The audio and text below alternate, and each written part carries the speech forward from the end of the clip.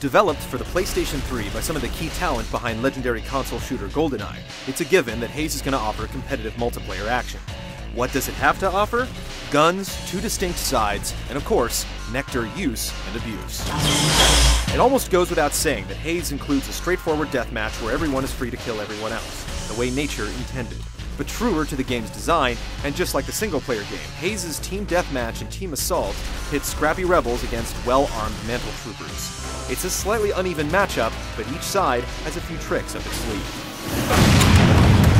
On the mantle side, a dose of nectar makes it easy to tell who's friend and who's foe, and the chemical high subtly improves your view and aim. The rebels, however, can exploit your druggy ways to bring you down. If a mantle soldier is tagged with a nectar-drenched knife or grenade, or a bullet strikes the nectar administrator strapped to your back, you're in for a bad trip. The screen and your character turn from yellow to red, and you're unable to tell friend from foe or let up on the trigger. No matter how it happens, odds are that your overdose is going to be fatal. It's definitely a disadvantage, but the rebels have their own disadvantage in melee combat, since nectar users have a superpowered melee attack. To avoid such a fate, rebels can play dead when under fire, rising up later to take revenge.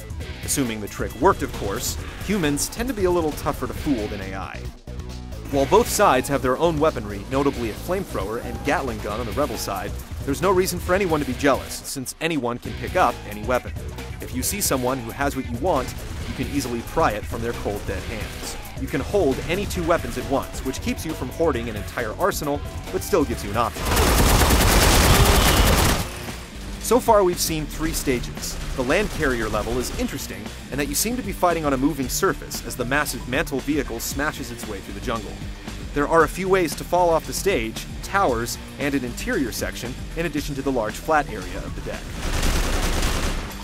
Next up is the Swamp, a stage that uses various environmental effects to limit your visibility, which means mantle troopers can definitely take advantage of their nectar vision to cut through the fog.